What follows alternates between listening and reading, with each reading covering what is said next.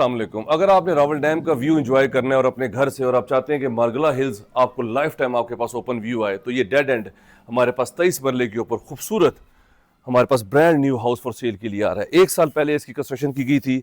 आपने main porch देखा, उसके साथ ही आपके पास जो है वो वॉक थ्रू एरिया है। सामने आपके पास जो है वो गेस्ट रूम है, बेसमेंट में आपके पास सर्वेंट क्वार्टर है, सेपरेट इनका जो है वो वॉशरूम है, बाहर से भी उसका रास्ता जाता है। और क्या खूबसूरत आपके पास ये लॉन है।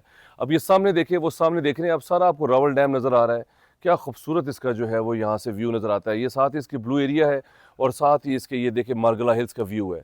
One of the most exclusive property है ये, बहुत ही खूबसूरत जो है वो डिज़ाइन की गई है। 5 इसमें बेडरूम्स हैं, इसमें आपके पास 2 टीवी लॉन्च है, 2 डाइनिंग की स्पेस है, इसमें आपके पास जो है वो सर्वेंट क्वार्टर है, आपके पास डबल हाइटेड आपके पास फर्स्ट फ्लोर के ऊपर व्यू आपके पास रूम है जिसमें बिग विंडोज़ के साथ इसमें फास्ट जो है वो केबल इंस्टॉल हुई है। इसमें पोटा की एसेसरीज़ हैं।